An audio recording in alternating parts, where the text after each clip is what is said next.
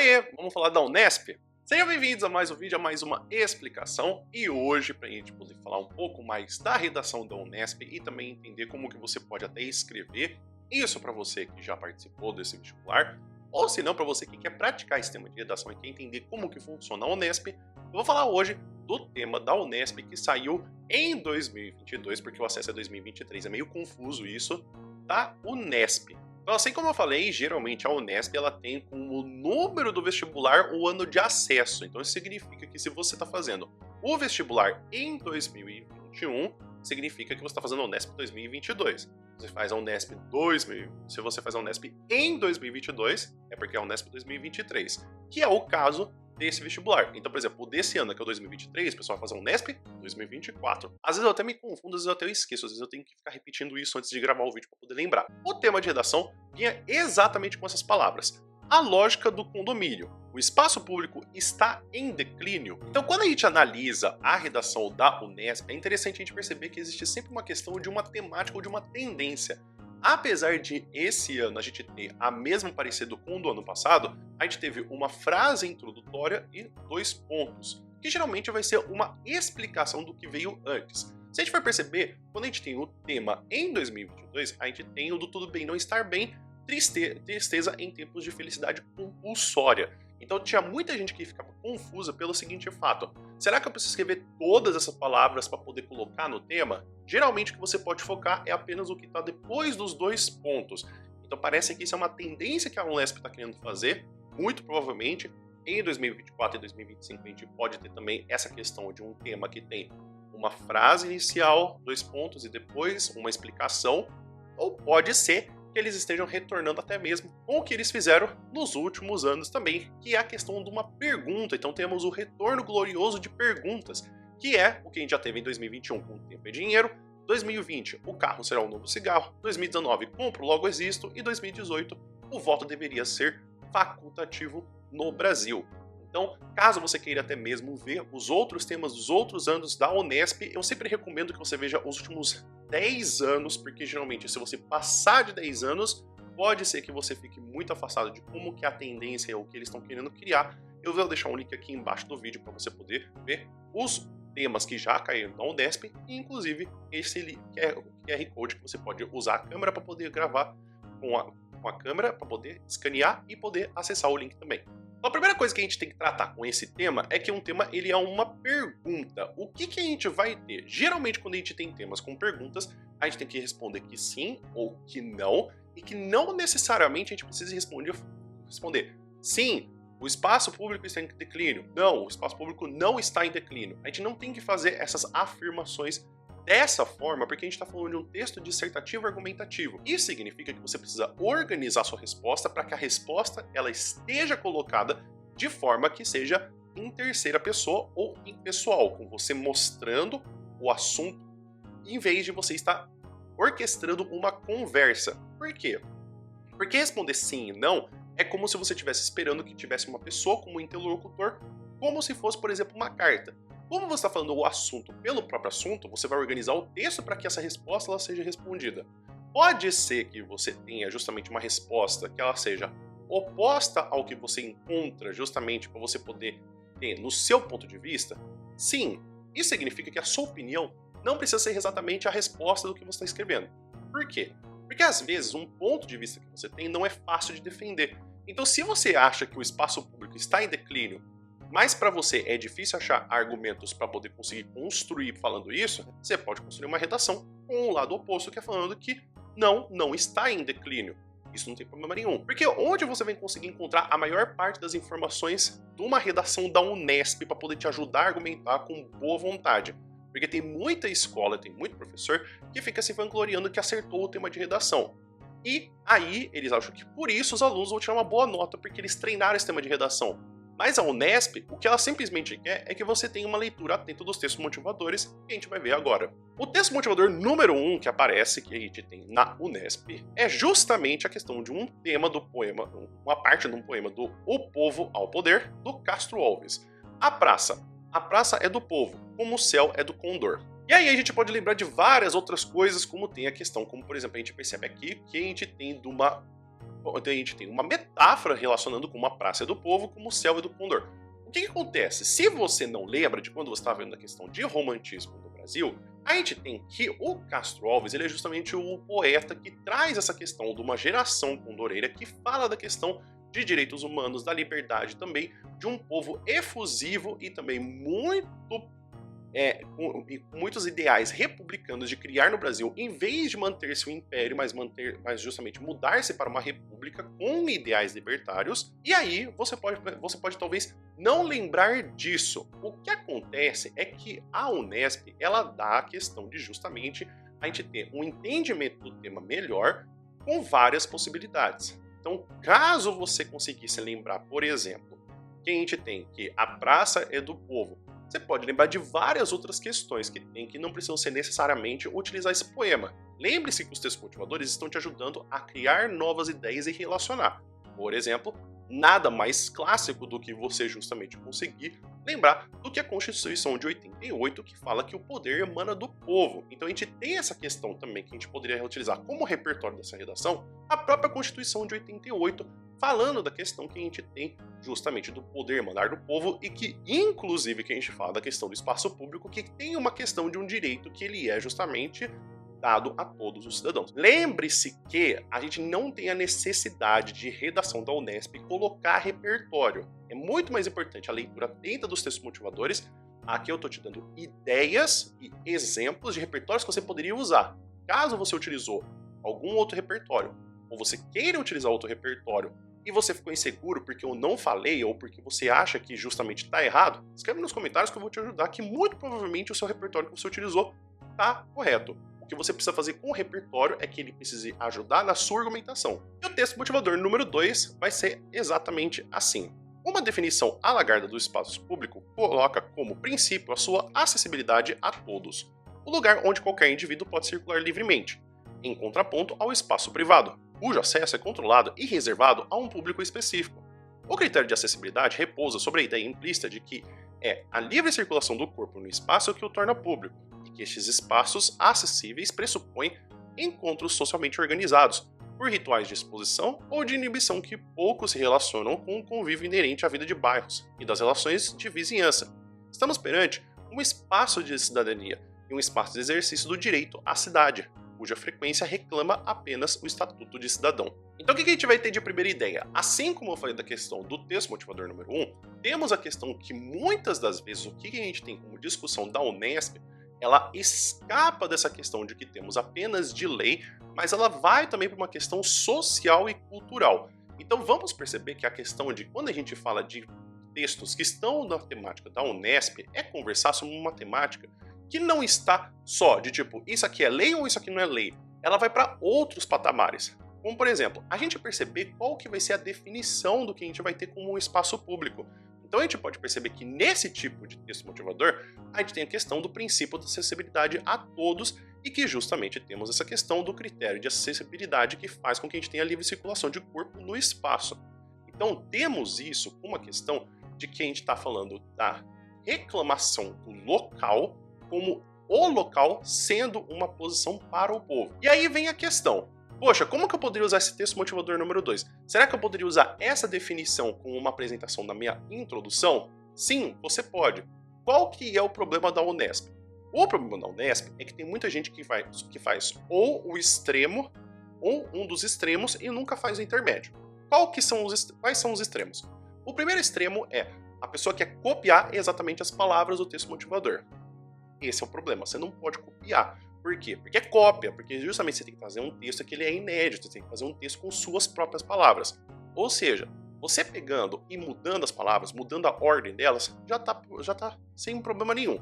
Queria, por exemplo, você quer falar que uma definição alargada do espaço público coloca como princípio a sua acessibilidade a todos.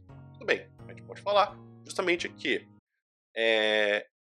em uma definição ampla, todo e qualquer espaço público possui em seu princípio que seja acessível a toda a população. Pronto, você já tem aqui justamente um texto que ele está fazendo uma paráfrase, que ele está adaptando as palavras em vez de copiar todas elas. Só que aí vem o seguinte, você depois precisa explicar e colocar. Porém, esse princípio não se coloca como verídico na nossa atualidade. porque podemos perceber a existência de condomínios. E aí você vai construir depois as teses.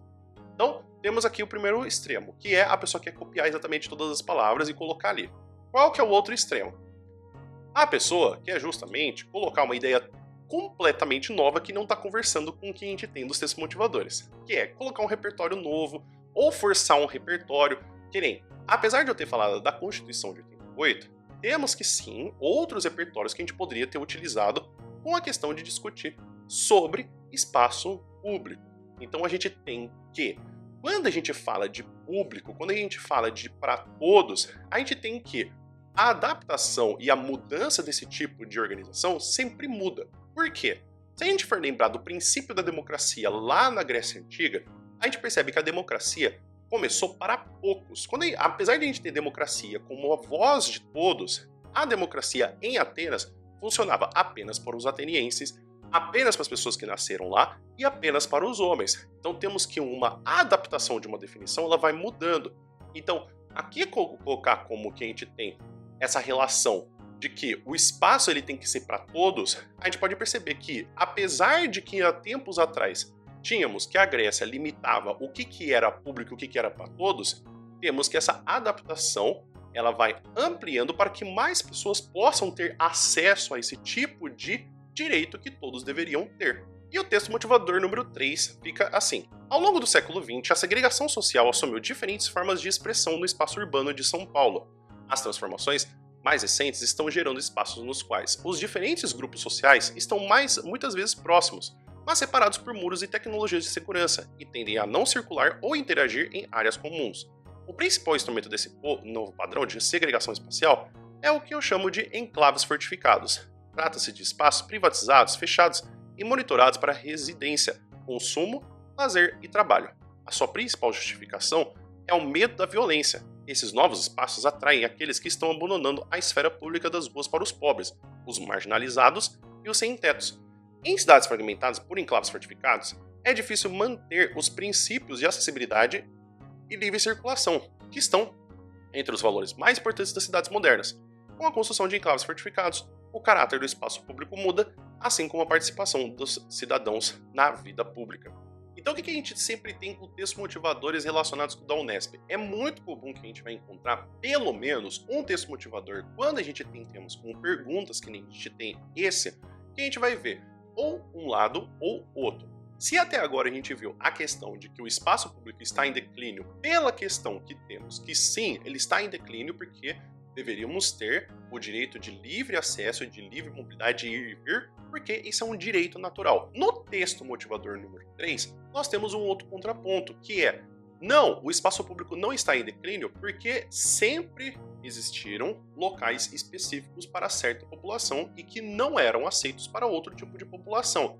Nisso, você pode colocar vários tipos de repertório que você gostaria de colocar, que não dá nem para eu conseguir listar todos. Como, por exemplo, só de cabeça, eu consigo falar primeiro do repertório, da questão que temos do apartheid, que aí você pode falar tanto da segregação que existiam de negros e brancos, que justamente tinha a questão até mesmo de onde se utilizava, até mesmo espaços públicos, como, por exemplo, locais de ônibus e até mesmo de beber água e até de tomar banho. Temos a questão também, até mesmo, da criação do bairro da Liberdade, que temos justamente como o local, o qual, na cidade de São Paulo, era para se ter justamente o local de terra dos negros, por isso a questão que a gente tem no nome de Liberdade, e um processo de embranquecimento da cidade, que foi justamente expulsar os negros e colocar a comunidade japonesa para que justamente tivesse esse processo de embranquecimento e apagamento da história. Então, na verdade, o bairro da Liberdade era para ser justamente de um povo, mas foi justamente colocado para outro. Ou até mesmo, a gente poderia falar também do conceito do Milton Santos, que é a questão de cidadanias mutiladas, que é a cidadania no Brasil não é feita justamente para todos. Quem tem mais dinheiro e quem tem justamente situações para poder conseguir fazer com que tenha os seus direitos é mais cidadão do que outros. Então uma pessoa que ela é de classe média, ela tem muito mais direitos que uma pessoa que ela é pobre. Por quê? Porque justamente ela tem dinheiro. É uma questão de local social, é uma questão de dinheiro para poder conseguir comprar esses direitos. O que eu quero mostrar para vocês é que, apesar de todos esses tipos de repertórios que você tem, o que você precisa focar é na sua discussão. Por quê? A discussão que a gente tem aqui é que a gente tem a questão do espaço público estar em declínio. Preste atenção porque, apesar de eu estar falando aqui de vários outros tipos de repertório que não se associam somente com essa questão de você ter uma segregação de local que as pessoas possam ir e vir e até poder conseguir morar, você precisa relacionar isso com por que o espaço público está em declínio. Inclusive, o mais importante, explicar como que o espaço público está em declínio e por que ele está em declínio. É uma questão de um choque que temos de uma desigualdade econômica social, é uma questão que temos de uma desigualdade até mesmo de cidadã, no sentido de que algumas pessoas são mais cidadãs do que outras. E o texto motivador número 4 fica assim: ao entrar em um desses modernos condomínios, projetados com a mais recente engenharia urbanística, temos o sentimento pacificador de que enfim encontramos alguma ordem e segurança. Rapidamente nos damos conta de que há ali uma forma de vida da qual a precariedade, o risco e a indeterminação teriam sido abolidos. Tudo é funcional, administrado e limpo.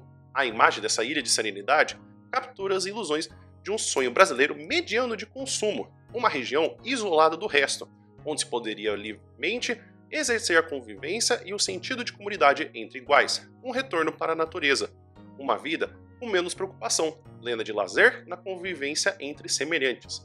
A lógica do condomínio tem por premissa justamente excluir o que está fora de seus muros. Então aqui a gente pode perceber que como que funciona essa questão da lógica do condomínio, que é justamente apagar toda essa questão que a gente tem de desigualdade para a gente poder conseguir justamente criar esse sonho que temos da classe média, que é engraçado porque não é nem a questão da classe alta e nem da classe baixa, mas que é justamente de uma classe que está no intermédio, que ela quer um mundo idealizado que para eles foi prometido. Bom, eu já falei de muitos repertórios cultos, você me dá licença, agora eu vou trazer outros repertórios que muito provavelmente você gostaria de utilizar, ou se não, que você até poderia pensar de uma outra forma. Eu vou trazer aqui então o do filme do Pantera Negra e também o filme do Lorax. O que temos? Na verdade, nesses dois filmes, apesar de eles serem completamente diferentes, porque, por um lado, a gente tem um filme que a gente fala de uma questão de defesa ambiental e também da defesa também da questão da consciência de consumo, temos que, por um outro lado, temos um povo que tem justamente uma reclusão do outro mundo por uma questão de exploração. O que a gente vai ter nesses dois sentidos? O sentido que a gente tem nesses dois filmes é que os dois conversam numa questão de um mundo idealizado que ignora as desigualdades sociais. Ou seja, a gente ignora a questão de que em o Lorax a gente tem um mundo que está morrendo porque justamente tem esse consumo desenfreado de um produto e que as pessoas vivem em um local que estão cegas e que escolhem ficar cegas para que não se vejam isso e depois elas percebem o problema, enquanto no do Pantera Negra a gente tem que há uma consciência dessa desigualdade, mas o que eles preferem justamente sacrificar essas pessoas que estão sofrendo para que outras consigam viver com uma certa tranquilidade. Então o que a gente tem como essa lógica de condomínio? É justamente apagar essas desigualdades como se fosse uma questão tanto de um pretexto de que não é problema deles, assim como também de que é preferível viver nessa ilusão do que enfrentar a realidade. Esses tipos de conversa que você pode ter, pode construir outras teses para você. Então, que tipos de informações e que tipos de teses você pode construir a partir desses textos motivadores? Primeiro, você pode construir a tese de que sim, o espaço público ele está em declínio, porque justamente nós temos uma democracia que está em declínio, porque primeiro, nós não temos leis que estão sendo garantidas para todos e que, por consequência, a gente perde essa noção de cidadania, porque ser cidadão é ter direitos. A partir do momento que não temos direitos, nós perdemos a nossa função de cidadão e precisamos voltar a esse tipo de posição social para que possa ter. O que é outro tipo de tese que você pode trabalhar?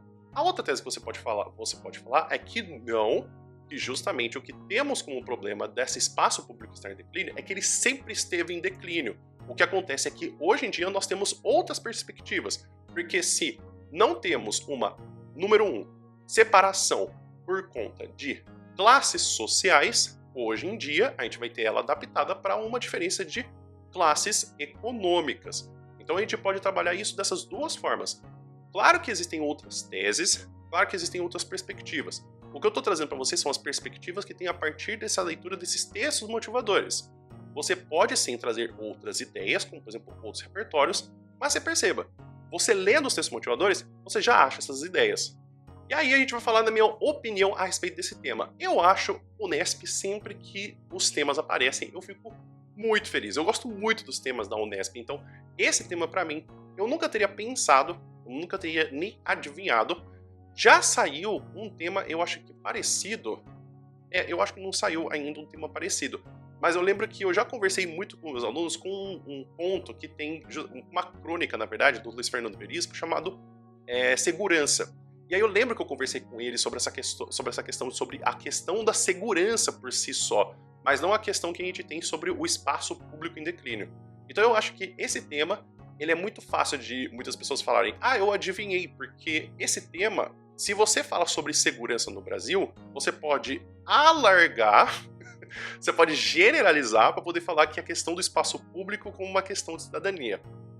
Eu vou ser bem sincero, eu sempre erro o tema de vestibular, eu já cansei, eu já desisti, eu já me aposentei dessa coisa de conseguir fazer adivinhar, mas eu acho que esse tema ele é muito bom para poder praticar, porque esses últimos 2 anos que a gente teve, essas últimas 2 edições que a gente já teve de Unesp, tá com essa carinha de ter uma frase que explica 2 pontos e aí a partir daí fazer uma pergunta. Eu acho que também é um tema bom para poder se confundir, porque tem muita pessoa que talvez não queira pegar essa questão da lógica do condomínio, ou queira falar muito da questão de direito, muito da questão de cidadania, e esquece que a Unesp também fala da questão social e também da questão cultural e histórica.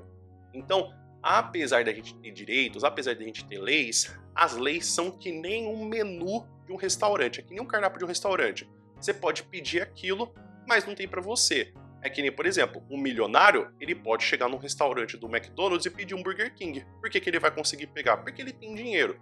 Então, tome cuidado com essa questão da discussão na Unesp, porque a discussão na Unesp ela não é sempre baseada na garantia de leis e por que essas leis não estão sendo garantidas, mas também por princípios sociais e até mesmo culturais e até mesmo históricos. Então, falar da parte social, falar da parte histórica, falar da parte cultural que a gente tem é muito mais válida na Unesp do que você possa imaginar. Então é isso, pessoal. Espero que vocês tenham entendido, espero que vocês tenham gostado. Esse aqui então vai ser do tema da Unesp de 2023. Eu espero então fazer também o tema de 2024.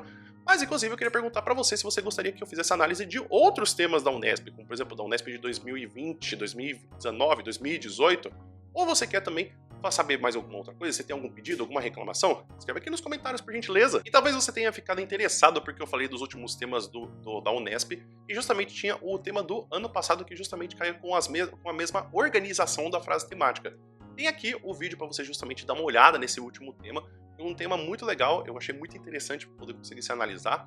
E inclusive também pode ser que você ficou confuso com essa questão de, por exemplo, poxa, mas como que eu conseguiria trabalhar uma redação sem que eu precisasse necessariamente utilizar até mesmo repertórios que estão fora dos textos motivadores? Bom, tem aqui um vídeo justamente com eu mostrando para você 3 exemplos de desenvolvimento, em que inclusive um deles tem justamente o não uso de repertórios fora dos textos motivadores, mas apenas utilizando os textos motivadores. O vídeo vai ficando por aqui. Muito obrigado por todo mundo que ficou até aqui e espero que você tenha um bom dia. A gente se vê no próximo vídeo. Até mais!